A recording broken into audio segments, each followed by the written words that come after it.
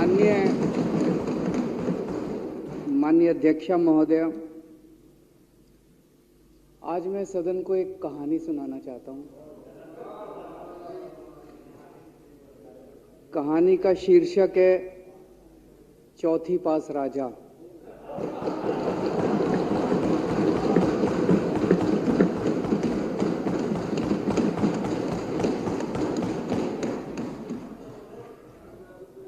आपने बचपन में राजा रानी की बहुत कहानियां सुनी होंगी।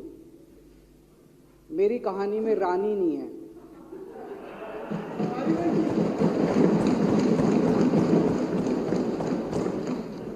बस राजा है। ये एक ऐसे राजा की कहानी है अध्यक्ष महोदया, जो अनपढ़ था, चौथी पास था, बेहद अहंकारी था, बहुत अहंकार था, बहुत ज्यादा, और पैसे की इतनी हवस थी, इतना भ्रष्टाचारी था, इतना भ्रष्टाचारी राजा था। ये एक महान देश की कहानी है। एक बहुत महान देश था, कई हजार साल पुराना देश। उस देश में एक गांव में एक बहुत गरीब परिवार में एक बच्चे का जन्म हुआ। जब बच्चे का जन्म हुआ तो ज्योतिषी ने कहा, गांव में ज्योतिषी होते हैं, आते हैं, वो पत्री बनाते हैं। ज्योतिषी ने कहा, माई तेरा लड़का बड़ा होके बहुत बड़ा सम्राट बनेगा। माई को यकीन नहीं हुआ, मेरा इतने गरीब हूं मैं, कहां से मेरा बेटा सम्राट बनेगा। तो उसने कहा, नहीं, तेरे बेटे के ग्रह बताते हैं तेरा बेटा बहुत बड़ा सम्राट बनेगा।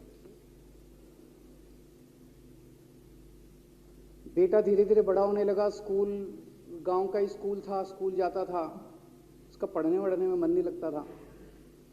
तो चौथी के बाद उसने किसी तरह से चौथी करी, चौथी के बाद उसने स्कूल छोड़ दिया। गांव के पास एक रेलवे स्टेशन था।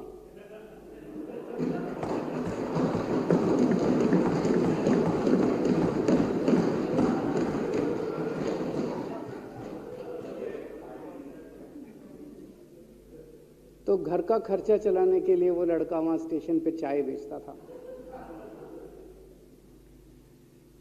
लड़के को भाषण देने का बड़ा शौक था। सारे गांव के लड़कों को इकट्ठा कर लेता, आसपास के गांव के भी इकट्ठा कर लेता, सामने वो खाट डाल लेता, उस पर चढ़ जाता और भाषण देता। धीरे धीरे आसपास के गांव के लड़के भी इकट्ठे हो गए। जिस भी चीज में भाषण देता, एक बार शुरू हो जाता तो बंद ही नहीं होता। अब ज्योतिषी ने कहा था, लड़का बड़ा हुआ, बड़ा होके एक दिन उस महान देश का वो राजा बन गया। पूरे देश में उसका नाम हो गया चौथी पास राजा। लोग उसको चौथी पास राजा कहते थे। अब उसे आता जाता कुछ था नहीं, पढ़ा लिखा था नहीं। अफसर आते, कुछ अंग्रेजी में चपर चपर करते, उसको समझ नहीं आता। अफसर जो मर्जी उससे साइन करा के ले जाते, जो मर्जी उससे साइन करा के ले जाते। अब वो कुछ पूछे अफसरों से तो उसे भी शर्म आती थी कि मैं पूछूंगा तो उनको लगेगा अनपढ़ आदमी है, पता चल जाएगा। तो उसके भी दिल में ये रहता था, यार मैं पूछूं ना पूछूं। पता नहीं किस किस चीज पे उसने चौथी पास राजा ने साइन कर दिए। फिर धीरे धीरे राजा को ये बुरा लगने लगा, यार ये मेरे को चौथी पास कहते हैं। तो उसने एक फर्जी डिग्री बनवा ली। कहीं से फर्जी डिग्री बना के ले आया, एमए की। बोला मैं एमए हूं। तो लोगों को लगा, यार ये तो ठीक नहीं है, ये तो फर्जी डिग्री हम बना के ले आया हमारा राजा। तो लोगों ने आरटीआई डाली। जो आरटीआई डालता उस पर 25,000 रुपये जुर्माना।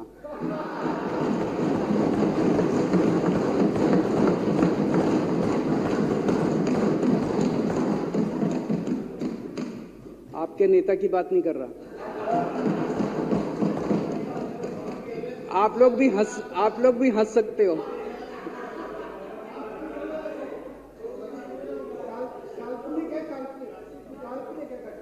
तो जो आरटीआई डाले उसको 25,000 रुपए का जुर्माना, जो आरटीआई डाले उसको 25,000 रुपए का जुर्माना। एक दिन कुछ लोग गए चौथी पास राजा के पास, बोले जी एक बड़ा धांसू आइडिया लेके आए हैं। बोले बताओ। बोले जी नोटबंदी कर दो, भ्रष्टाचार खत्म हो जाएगा देश से। तो उसने कुछ पूछा, उसे कुछ समझ नहीं आया राजा को क्या कह रहे हैं क्या नहीं, पर उसे लगा यार कुछ धांसू आइडिया होगा।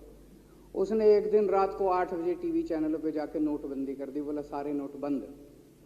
पूरे देश में हाहाकार मच गया, तड़प गए लोग, धंधे बंद हो गए, दुकानें बंद हो गई, लोग बेरोजगार हो गए, बुरा हाल हो गया पूरे देश। लंबी लंबी लाइनें लग गई पूरे देश के अंदर।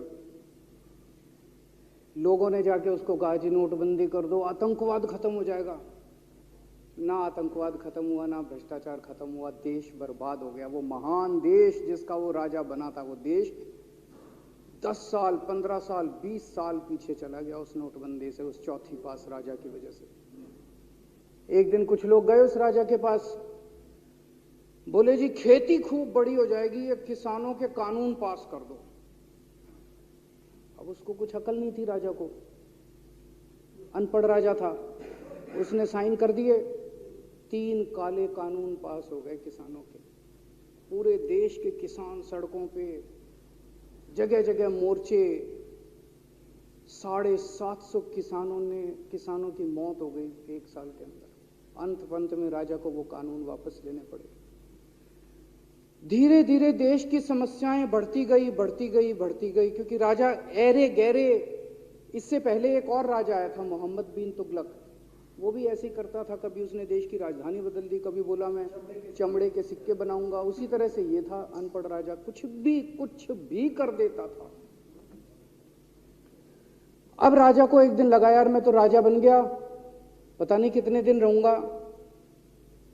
तो उसकी गरीबी में जो जीवन उसने जिया था, उसे लगा यार पैसे तो कमाने चाहिए। पैसे कैसे कमाऊं? पैसे कमाऊंगा तो जनता में छवि खराब होगी। तो उसने अपने एक दोस्त को बुलाया और उस दोस्त को बोला कि ऐसा करते हैं कि मैं तो राजा हूं, सारे सरकारी ठेके तेरे को दिलाऊंगा, सारी कंपनियां तेरे को दिलाऊंगा, सरकारी पैसा तेरे को दिलाऊंगा, नाम तेरा पैसा मेरा। तेरे को पूरे उस पे 10% कमीशन तेरे को मिलेगा, सारा पैसा मेरा। दोस्त मान गया। दोस्त को क्या था, फ्री में पैसा मिल रहा था, दोस्त मान गया।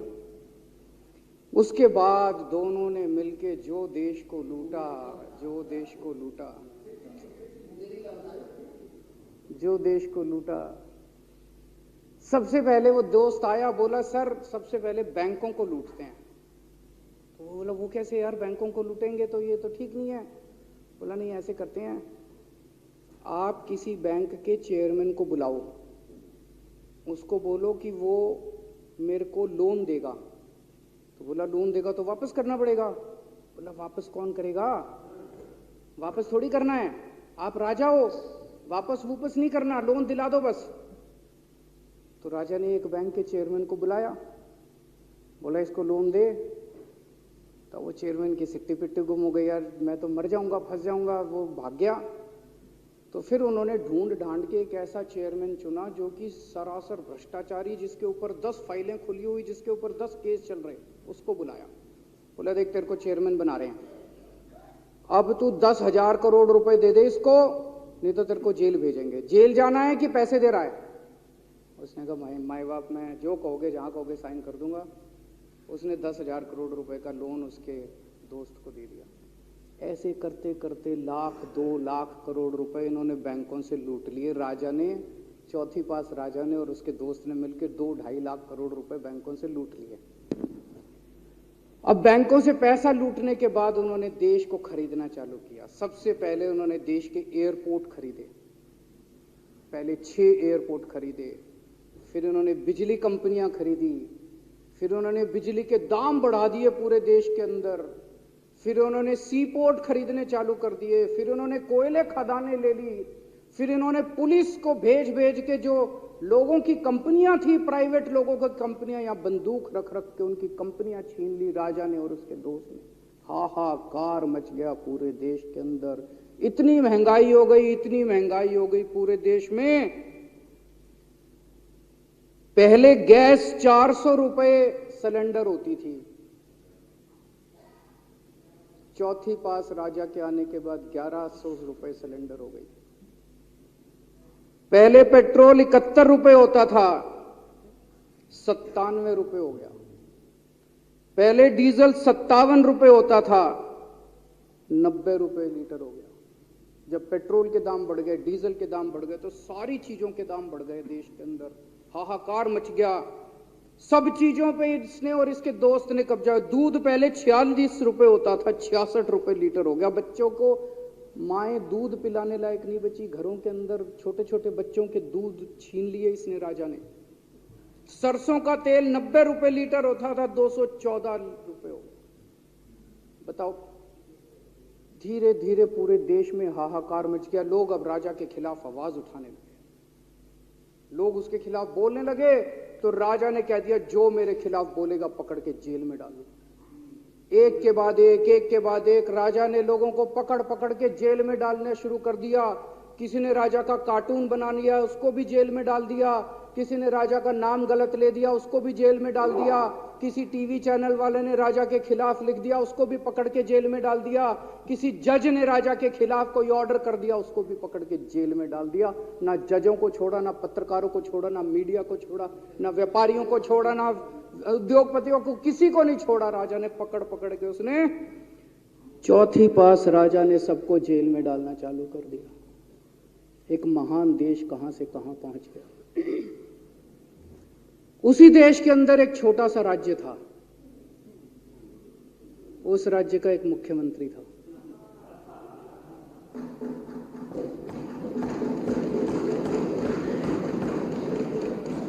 उनके चेहरे पे भी स्माइल आ गई, उनके चेहरे पे भी उम्मीद की किरण छा गई। वो मुख्यमंत्री अपने लोगों का खूब ख्याल रखता था। वो मुख्यमंत्री कट्टर ईमानदार था। वो मुख्यमंत्री कट्टर देशभक्त था। वो मुख्यमंत्री पढ़ा लिखा था।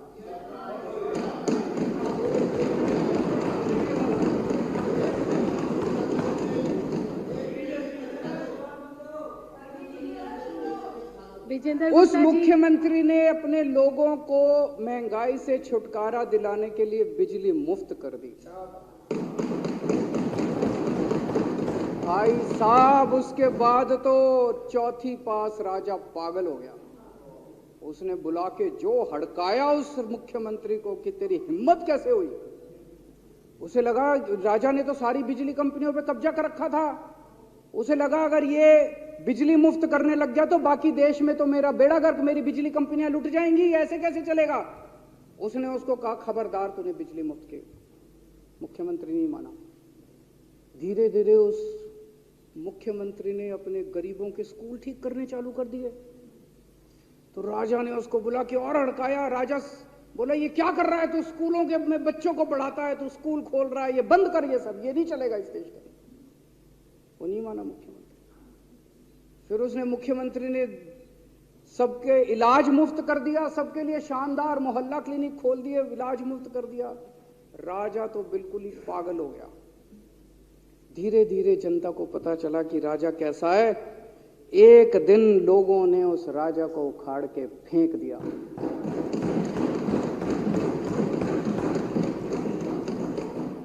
और लोगों ने एक किसी ईमानदार और देशभक्त आदमी को वहां बिठा दिया और उनकी सरकार आ गई। और उसके बाद देश से महंगाई खत्म हुई और देश रात दूनी चौगुनी तरक्की करने लगा। तो जैसे हम बचपन में सुना करते थे, moral of the story, Hindi में क्या कहते, मॉरल ऑफ द स्टोरी का मतलब भाई इस कहानी में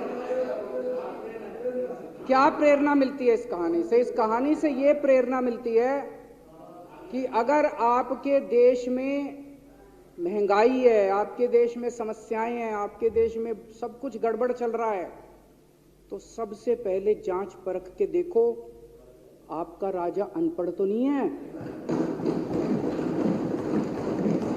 अगर आपके देश में सब गड़बड़ चल रहा है, बेरोजगारी है, बहुत सारी समस्याएं हैं, जरा देखो राजा, आपके राजा को कोई दोस्त तो नहीं है। अगर है तो सबसे पहले अपने राजा को उखाड़ के फेंको, नहीं तो आपकी समस्याओं का कोई समाधान नहीं होगा। आपकी समस्याओं का कोई समाधान नहीं होगा। वो पढ़ा करते थे, अंधेर नगरी चौपट राजा, सवा शेर बाजी सवा शेर खाजा। बहुत बहुत शुक्रिया।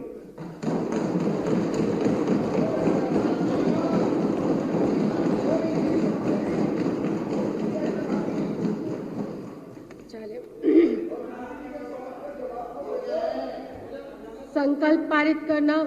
अब श्री दिलीप पांडे माननीय मुख्य सचेतक द्वारा प्रस्तुत संकल्प सदन के सामने है। जो इसके पक्ष में है वो हाँ कहे, जो इसके विरोध में है वो ना कहे, जो इसके विरोध में है ना है, जो इसके विरोध में नहीं है वो ना कहे। हाँ पक्ष जीता, हाँ पक्ष जीता, संकल्प स्वीकार हुआ।